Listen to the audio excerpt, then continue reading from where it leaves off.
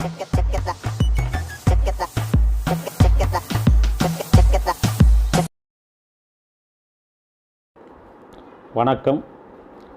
வானவில்லோ ஒரு நிறம், அதுவே எங்கள் தரம். இன்றைக்கி நம்ம வானவில் கேட்ரிங் சேனலில் மதுரை ஸ்டைலில் கமகமக்கும் சீரக சம்பா சிக்கன் பிரியாணி செய்ய போகிறோம். பொதுவாக பிரியாணினாலே பல பேருக்கு நாக்கில் எச்சி ஊறும். நாம் ஒரு விசேஷ வீட்டுக்கு போனோம்னா சைவ சாப்பாடுனாலே பல பேருக்கு மனசு கஷ்டமாயிடும். அதுவே பிரியாணி சாப்பாடுன்னா மனசு ரொம்ப சந்தோஷமாயிடும். அந்த பிரியாணியை சுவையாகவும் தரமாகவும் மணமாகவும் செய்கிறது எப்படின்னு நாம் இப்போ பார்க்க போகிறோம். நாம் இப்போ வீடியோக்குள்ளே போகிறதுக்கு முன்னாடி நம்ம சேனலை சப்ஸ்கிரைப் பண்ணாதவங்க சப்ஸ்கிரைப் பண்ணிக்கோங்க. அப்படியே பக்கத்தில் இருக்கிற பெல் பட்டனை ப்ரெஸ் பண்ணிக்கோங்க. அப்போ தான் நான் போடுற வீடியோ உங்களுக்கு நோட்டிஃபிகேஷன் வரும். இப்போ தேவையான பொருள் பார்க்கலாம். சோம்பு, பிரியாணி இலை, கிராம்பு, ஏலக்காய், பட்டை,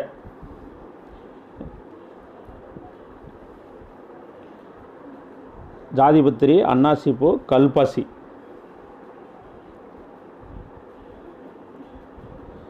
மல்லித்தலை, பூண்டு பேஸ்ட்டு, பச்சை மிளகா 1-2 அப்படி 1-2 அடித்தது,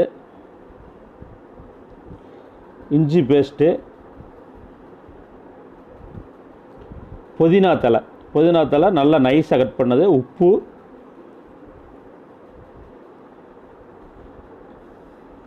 இது சோம்பு பொடி, சோம்பு வறுத்து அடிச்சிருக்குது. இது சீரகப்பொடி அதேமாதிரி வறுத்து அடிச்சிருக்குது. இப்போ இது பட்டை, கிராம்பு, ஏலக்காய், அன்னாசிப்பூ, ஜாதிக்காய் இதெல்லாம் போட்டு அடிச்சிருக்கு. சோம்பு போட்டு அதில் அடிச்சிருக்கு. இது மல்லித்தூள், மிளகாய்த்தூள், இது கடலெண்ணெய் போட்டால் தான் நல்லா பிரியாணி கெடாமல் டேஸ்ட்டாக இருக்கும். Refined oil. சில பேர் தேங்காய் எண்ணெய் போடுவாங்க. தேங்காய் எண்ணெய் போட்டால் பிரியாணி சீக்கிரம் கெட்டு போயிடும், பிசுன்னு ஆயிரும். சீரக சம்பா அரிசி இன்றைக்கி 6 கிலோ அரிசி போட போகிறோம். அதாவது படின்னு கணக்கு போனால் 4 படி சீரக சம்பா, நல்லா பழைய அரிசி. இது தக்காளி மிக்சியில் அடித்து வச்சுருக்கோம். ஒரு படிக்கு 400 கிராம் அப்படிங்கும்போது 1 கிலோ 600 கிராம். ஒரு படிக்கு ஒரு எலுமிச்சம்பழம். 4 படி அரிசிக்கு ஒரு 4 எலுமிச்சம்பழம். அதேமாரி வெங்காயம் ஒரு படிக்கு 400 கிராம். 4 படிக்கு 1 கிலோ 600 கிராம், 1.5 கிலோ அப்ராக்சிமேட்டாக வெங்காயம்.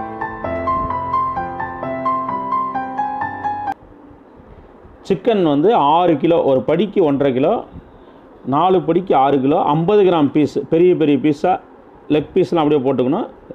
வாங்க இப்போ நம்ம சமைக்க போகிறோம். நம்ம இப்போ சாமி கும்பிட்டு சமைக்க போகிறோம். பிரியாணி நல்லா வரணுன்னு சாமி வேண்டிக்கிட்டு சமையலை ஆரம்பிப்போம். இன்றைக்கி கடலெண்ணெய் அதாவது 2 எண்ணெயும் ரீஃபைண்ட் ஆயிலும் கடலெண்ணெயும் சேர்த்து ஒரு படிக்கு 300 கிராம்.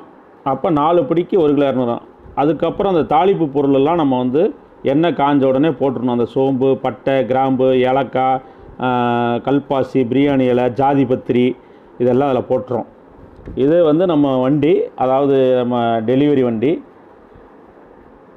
வானவில்லின் உணவு வானலாவிய உணர்வு அப்படிங்கிறதோட அடுத்து எண்ணெய் காஞ்ச உடனே பச்சை மிளகா போட்டுடுறோம். அந்த 1-2 அடித்த பச்சை மிளகா. அதுக்கு அடுத்தது வெங்காயம். தாளிப்புக்கு வெங்காயம் போடுறோம். வெங்காயம் ஒரு படிக்கு 400 கிராம். அப்போ 4 படிக்கு 1 கிலோ 600. நல்லா பொன்னிறமாக வதங்கணும். நல்லா பொன்னிறமாக வதங்கின உடனே இப்போ நம்ம இஞ்சி பேஸ்ட்டு போடுறோம். ஒரு படிக்கு 150 கிராம், 4 படிக்கு 600 கிராம் இஞ்சி பேஸ்ட்டு.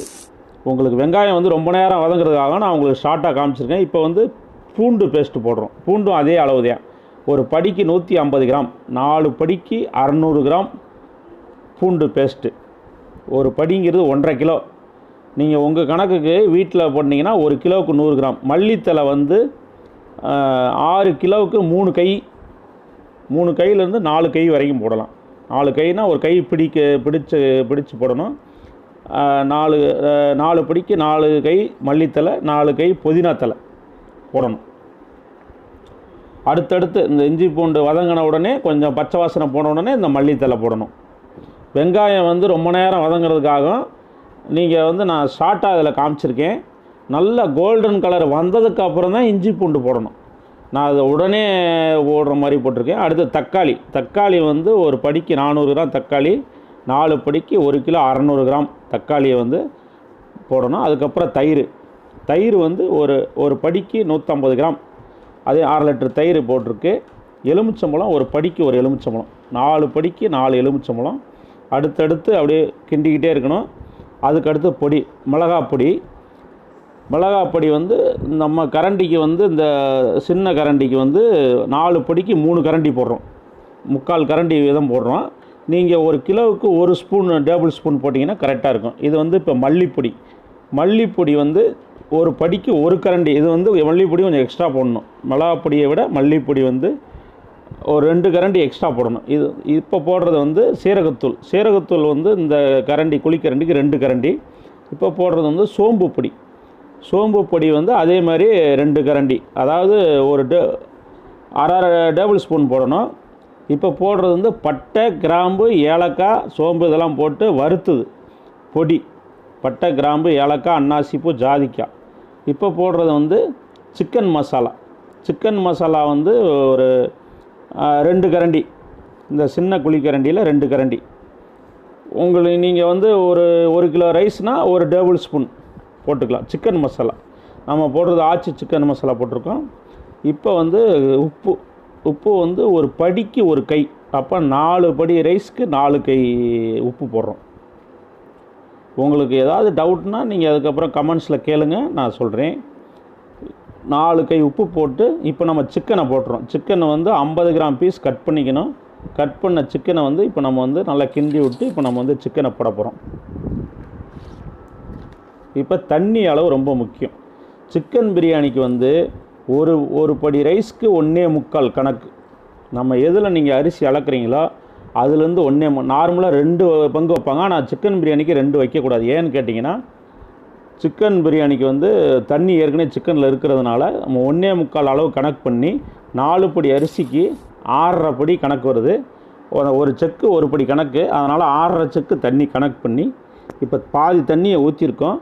இன்னும் பாதி தண்ணி வந்து அப்படியே ட்ரம்மில் வச்சுருக்குறோம். நம்ம வந்து நீங்கள் வந்து ஒரு கணக்கு பண்ணிங்க, மொத்தம் 6.5 படி. இந்த ஒரு செக்கு வந்து 1 படி கணக்கு.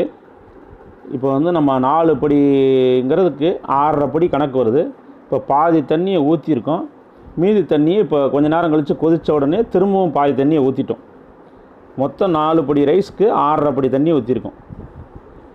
சிக்கன் பிரியாணிக்கு எப்பயுமே 1க்கு 1.25 ஊற்றினா போதும். நம்ம அரிசியை வந்து தாளிப்பு போடும் போதே ஊற வச்சிடணும். நம்ம அரை மணி நேரத்துக்கு முன்னாடி ஊற வச்சிடணும். ஊற வச்சு தண்ணி கொதித்த உடனே நம்ம வந்து அரிசியை போட்டு கிண்டிக்கிட்டே இருக்க வேண்டியதான். கிண்டினோம்னாக்கா உங்களுக்கு இந்த மாதிரி வந்து அந்த நல்லா ட்ரை ஆகிற டயத்தில் இறக்கிடணும். இப்போ நம்ம இறக்கிட்டோம், அதாவது நல்லா தண்ணி வற்றி ட்ரை ஆகிறதெல்லாம் இறக்கி இப்போ நம்ம தம் போட போகிறோம். பிரியாணி ரெடி ஆயிடுச்சு. தம் போட்டு மேலே மூடியை போட்டு நெருப்பு போட்டு 20 நிமிஷம் பிரியாணி வந்து நம்ம தம் போடணும். இப்போ வந்து நம்ம நெருப்பு அள்ளி மேலே வச்சிடணும். பிரியாணி வந்து ரெடி ஆக போகுது. இப்போ நம்ம வந்து தம் போட்டால் தான் டேஸ்ட்டு. குக்கரில் வந்து போட்டோம்னா அது சரியாக வராது. இந்த மாதிரி தம் போட்டு நெருப்பு போட்டு தம் போட்டோம்னா அந்த தம் பிரியாணினாலே ஒரு ருசி. அது வந்து நீங்கள் அது சாப்பிட்டவங்களுக்கு தான் தெரியும். நம்ம வீட்டில் குக்கரில் பண்ணுறது அந்த டேஸ்ட்டு. இப்போ நம்ம வந்து 20 நிமிஷம் முடிஞ்சு எடுத்தாச்சு. இப்போ நம்ம மெயினாக வந்து நெய் தான் ரொம்ப மெயின். நெய் வந்து இப்போ நம்ம வந்து ஒரு படிக்கு 150லேருந்து 200 மில்லி நெய் வரைக்கும் கொடுக்கலாம். 4 படிக்கு 800 மில்லி நெய், ஒரு படிக்கு 200 மில்லி, ஒரு கிலோவுக்கு 150 மில்லி. அப்போ 6 கிலோ அரிசிக்கு பார்த்துங்க 800லேருந்து 900 மில்லி நெய் வரைக்கும் இப்போ கொடுக்கணும். பாருங்கள் நெய் பாருங்கள் எந்த அளவுக்கு ஊற்றிருக்கோம்னு. வீட்டில் நீங்களாம் நெய் ஊற்றுறதுக்கு யோசனை பண்ணுவீங்க. நம்ம அப்படி இல்லை. ஏன்னா நம்ம காசு வாங்கிட்டு நம்ம வந்து பண்ணுறோம். நெய் நல்ல தரமாக கொடுத்தா தான் வாசனையே கமகமன்னு இருக்கும். இப்போ பாருங்கள் பிரியாணி எப்படி வந்திருக்குன்னு பாருங்கள். அடாடாடாடாடா, அங்கே பாருங்கள் அப்படியே ஆவி பறக்க அப்படியே பிரியாணி புலன்னு வருது பாருங்கள். பிரியாணி பார்க்கும்போதே சாப்பிட்ணுன்னு தோணுது பாருங்கள். பிரியாணி நல்லா வந்திருக்கு. பிரியாணி இதே மாதிரி நீங்களும் செஞ்சு பாருங்கள் வீட்டில். நல்லா வந்திருக்கு பிரியாணி. வாங்க இருங்க இப்போ டேஸ்ட்டு பார்க்கலாம், பிரியாணி எப்படி இருக்குன்னு பார்க்கலாம். பிரியாணி வாசனையே நல்லா இருக்குது.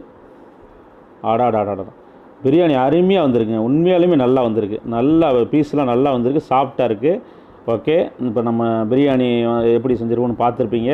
இந்த வீடியோ பிடிச்சிருந்தது அப்படின்னா லைக் பண்ணுங்கள், ஷேர் பண்ணுங்கள். முக்கியமாக கண்டிப்பாக ஷேர் பண்ணுங்கள். ஏதாவது குறைகள் ஏதாவதுன்னா கமெண்ட்ஸ் பண்ணுங்கள். நாம் வானவில்லை அலையுங்கள், வானலாவிய சந்தோஷம் அடையுங்கள். ஏதாவது ஆர்டர்னா நம்ம நம்பருக்கு ஃபோன் நம்பர் இதில் போட்டிருக்கோம், கூப்பிடுங்க. நன்றி, வணக்கம்.